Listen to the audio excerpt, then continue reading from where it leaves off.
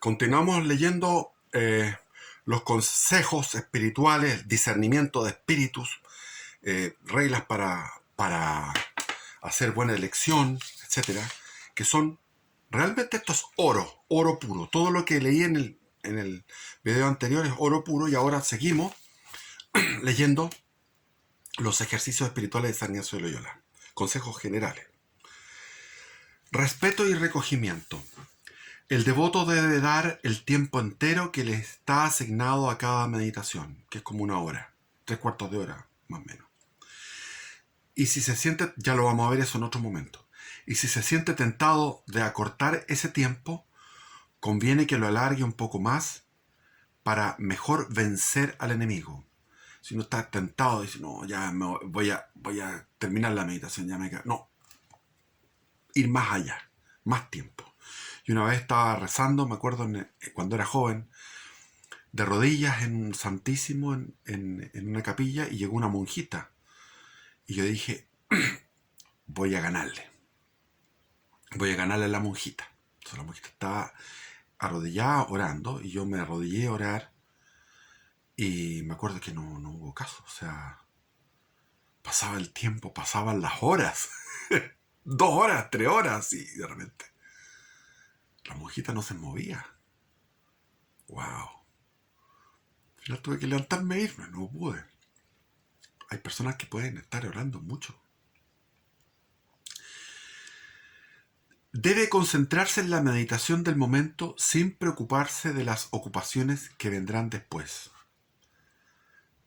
Debe concentrarse en la meditación del momento sin preocuparse por las ocupaciones que vendrán después. Es típico que uno está sometido a un montón de... La vida está sometida a puros problemas, que esto, que va a venir el maestro a ver una cuestión en la casa, por ejemplo, o que tengo que pagar la cuenta en el banco por tal cosa, mil huevas. Entonces siempre está... Eso hay que tratar de despejarlo, entregárselo al Señor, porque uno está concentrado, es tiempo de Él. Se requiere una actitud de recogimiento y especial respeto cuando se dialoga con el Señor. El respeto es fundamental. Y uno a veces lo toma a la ligera. Se ve en las iglesias la falta de respeto que hay por el Santísimo, la falta de respeto que hay en el mismo momento de la consagración. Y ahí cuando uno va a orar, tiene que tener un respeto porque uno va a comunicarse con Dios, no con cualquier... Uno va, como dicen muchas veces, lo he escuchado de predicadores, si uno va a entrevistarse, por ejemplo, con el presidente de los Estados Unidos, o con el presidente, o con una autoridad, o con un gerente general de una empresa, sin ir más lejos, un gerente general de una empresa, uno va bien vestido y anda muy atento y muy respetuoso. Tanto más si es Dios. Entonces aquí vienen las tácticas de la fuerza siniestra. ¿Cuáles son las tácticas de la fuerza siniestra? Primero, atemorizar. El enemigo se comporta como una mujer que es débil, pero gritona.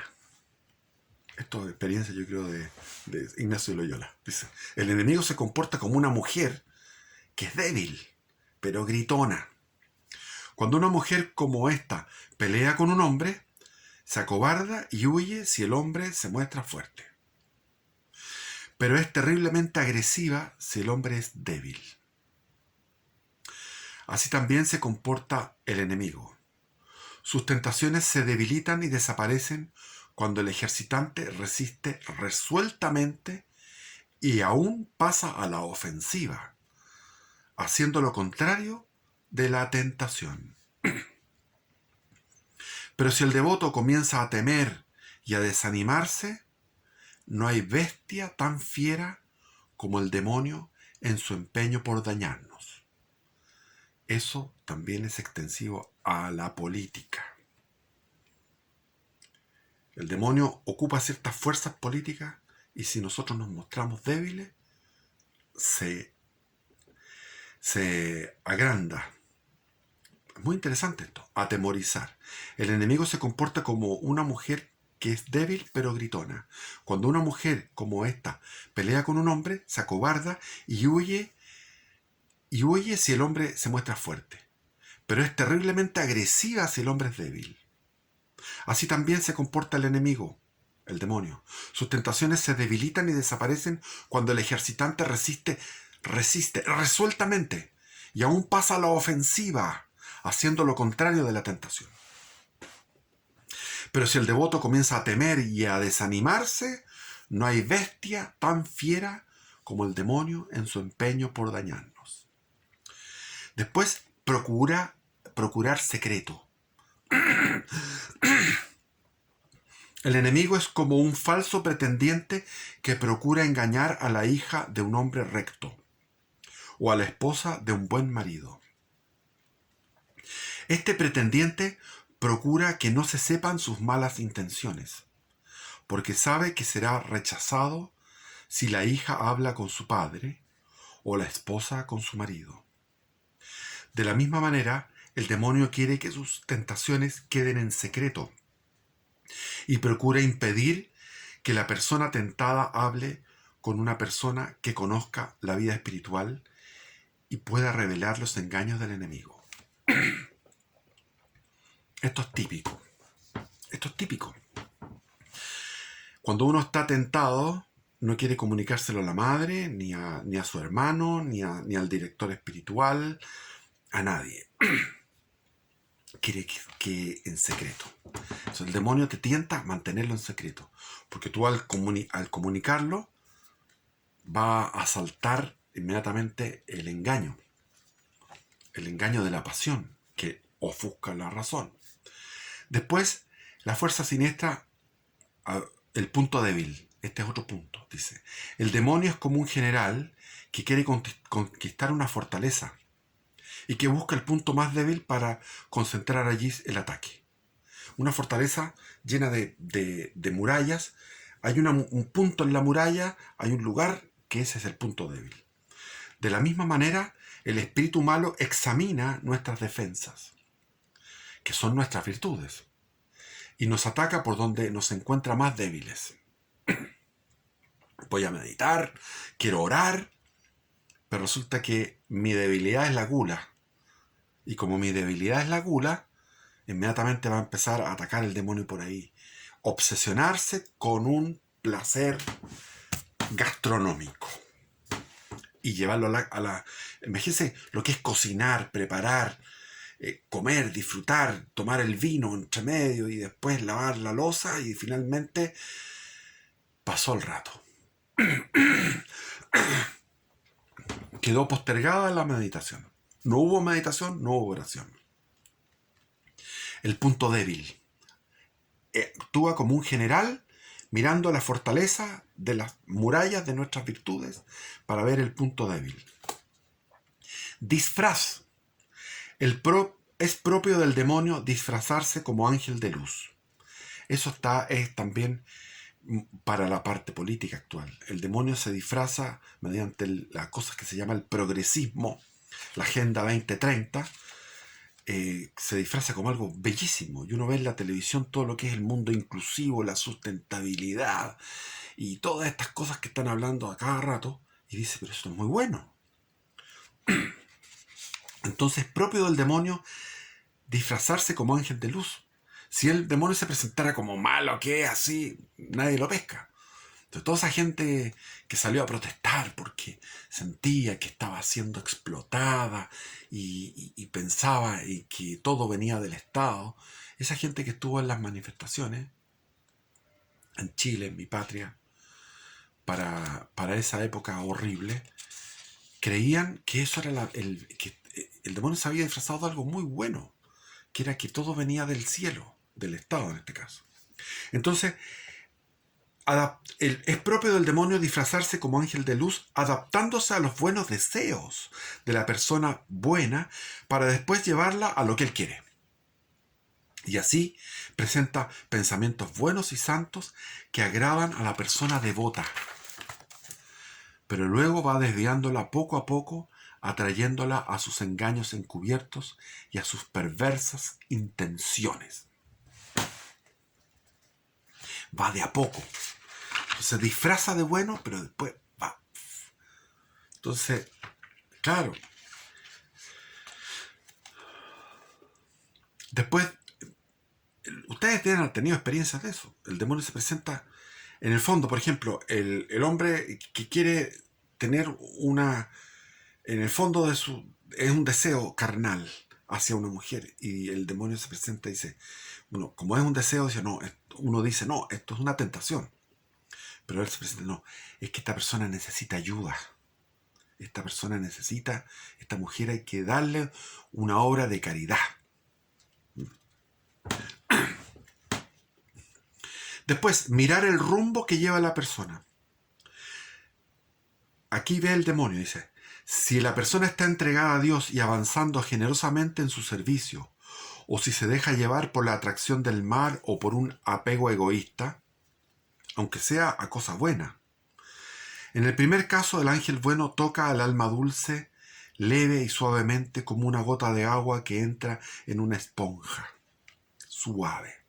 El espíritu llega, en la consolación espiritual es como una gota que entra en una esponja. En cambio, el espíritu malo toca agudamente y con sonido e inquietud, como cuando la gota de agua cae sobre una piedra. En el segundo caso, la causa de esta diversidad está en la disposición del alma, que se encuentra en armonía o desarmonía con uno u otro espíritu. Entonces, el espíritu maligno ve cómo va el rumbo de la persona. Si está entregada a Dios y avanzando generosamente en su servicio,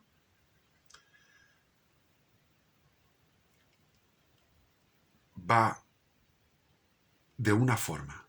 Y si va por la atracción del mal, va de otra forma. Entonces, si uno va bien, el ángel bueno lo toca al alma de manera dulce, suave, leve, como una gota que entra en una esponja. En cambio, el espíritu malo toca agudamente y con sonido e inquietud, como cuando la gota cae sobre una piedra. Regla de oro. La regla de oro es propio de Dios comunicar verdadera alegría y gozo espiritual, quitando todas las tristezas y perturbaciones que el enemigo induce. De ahí que se habla que las personas espirituales tienen una frescura de alma donde están alegres, están en paz y en alegría. Es propio de Dios consolar, dar verdadera alegría y gozo espiritual, quitando todas las tristezas y perturbaciones que el enemigo induce. Y es propio del enemigo combatir la alegría y consolación con razones de aparente verdad, con sutilezas y engaños insistentes. Lo que me decía una persona que estuvo, yo no estaba, pero una persona que estuvo en el manicomio, me decía, ¿cómo resumes tú lo que es el manicomio? ¿Por qué están las personas ahí? Me decía, yo lo resumo en un vacío del alma. Las personas están locas, están en una depresión, fuman todo el rato ahí en el manicomio, pasan fumando y tomando pastillas, porque están precisamente poseídas de alguna forma por el demonio. No es que sean malas, pueden ser, dicen que todos los locos son un poco malos, la locura lleva alguna maldad. Sí, puede ser, yo no quiero juzgar a los locos, pero el loco en ese sentido está poseído del demonio de alguna forma, no por la maldad, sino que por esa depresión, por esa angustia, por ese fluir de pensamientos alocados, la psicosis maníaco-depresiva, etc. Entonces, propio del enemigo, combatir la alegría y la consolación con razones de aparente verdad, con sutilezas y engaños insistentes. Y los que no estamos en ese caso de estar tan gravemente afectados, porque tenemos una normalidad psíquica, igual en esa normalidad psíquica donde no se dan esas caídas profundas en la depresión, igual hay una depresión más suave que es también producto del espíritu demoníaco. La consolación sin causa. Solo Dios puede consolar al alma sin causa precedente. Dios de repente visita. A mí me pasaba Me ha pasado en la vida que de repente Dios me visita y yo sé que es Él, y me visita y me consuela y yo siento que es Él, pero sin causa, pues no ha hecho ningún mérito. Porque el Creador puede entrar, salir, llenarla toda de amor a su divina bondad por su divino capricho, sin causa. Es sin ningún sentimiento previo o conocimiento de algo que pueda suscitar la tal consolación, como actos meritorios. Esto es muy interesante. Hay consolación sin causa. Consolación con causa. Dios puede consolar al alma para recompensar el paso exitoso en una prueba y así reforzar su crecimiento y progreso interior. A uno, ¿quién no le ha pasado que dice, un sospecha de decir, está en negociaciones con una persona y dice, esta persona me da mala espina, esta persona me quiere engañar? Y uno siente eso. Y viene el gut feeling, el sentimiento, la intuición de Dios, o sea, gut feeling en inglés, que es, me viene una intuición de que no, una advertencia. Y uno hace caso a esa advertencia y viene una sensación de paz. Y se viene a no firmar ese contrato con este gallo. Y se viene una paz. En cambio, el ángel caído por rebeldía puede inducir una breve consolación eufórica a través de circunstancias con la finalidad de perder y perjudicar. El ángel tiene otro tipo de consolaciones, que no una paz tranquila, suave, sino que puede tener la consolación del demonio, es una consolación eufórica. Es decir, en este caso,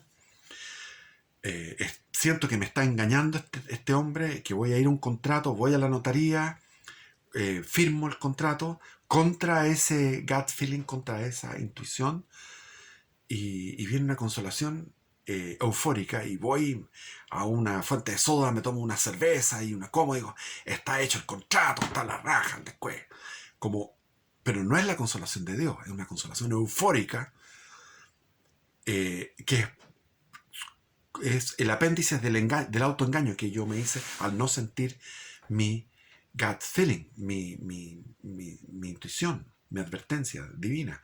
Y después en el tiempo se va viendo que eso fue negativo y va a tener consecuencias de ese contrato que hizo en notaría, que va a tener problemas, bla, bla, bla. Como doy un ejemplo. Examen del proceso. Debemos examinar con cuidado el proceso de los pensamientos. Si el principio, medio y fin es todo bueno, inclinado a todo bien, esto nos indica que procede del Espíritu Santo. Si el proceso de los pensamientos termina en cosa mala o desorientadora o menos buena de la que nos proponíamos antes, o si el proceso nos debilita o inquieta, quitando la paz que antes teníamos, entonces tenemos una clara señal de que está influyendo el ángel caído.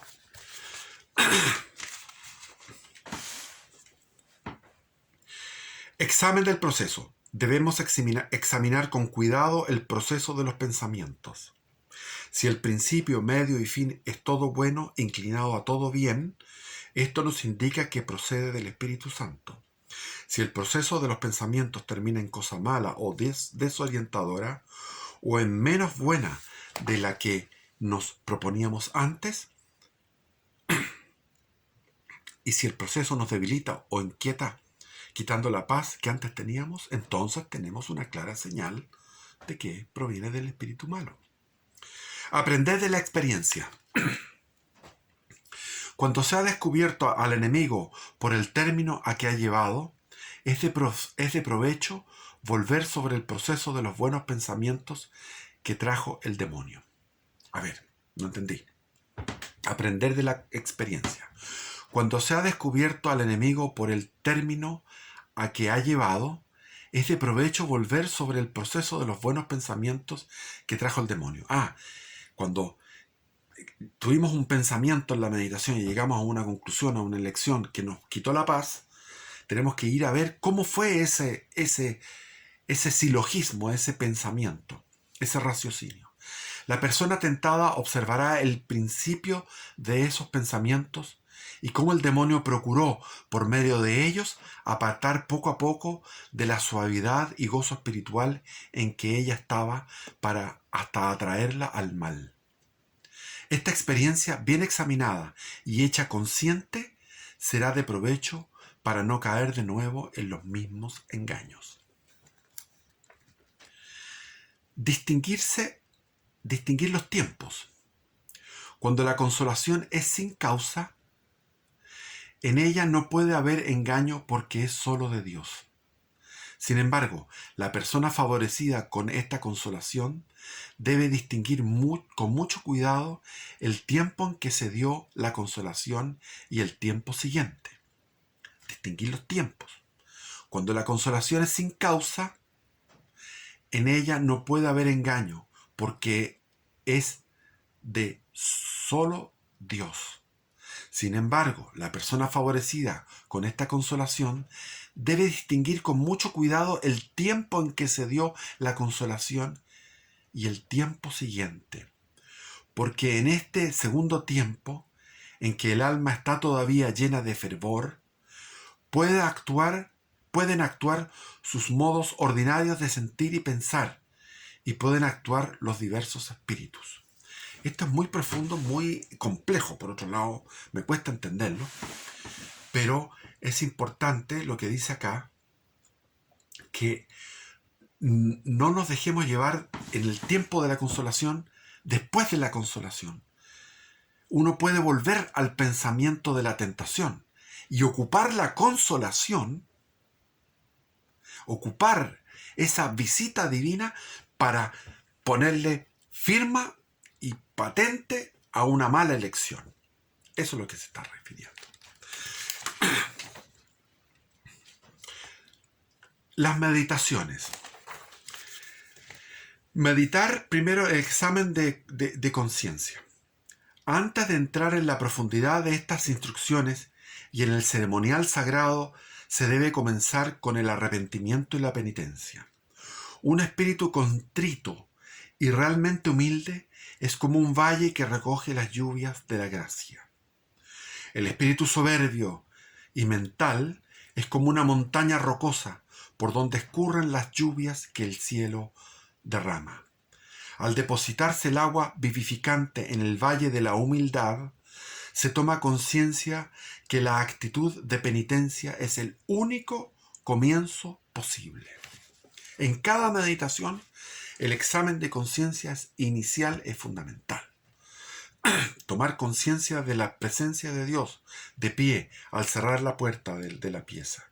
Uno entra, cierra la puerta, de pie, toma conciencia de la presencia de Dios, hace una reverencia a Dios con el gloria al Padre, al Hijo y al Espíritu Santo, como era en un principio, ahora y siempre, y por los siglos de los siglos. Amén. Dios mío, ven en mi auxilio, apresúrate a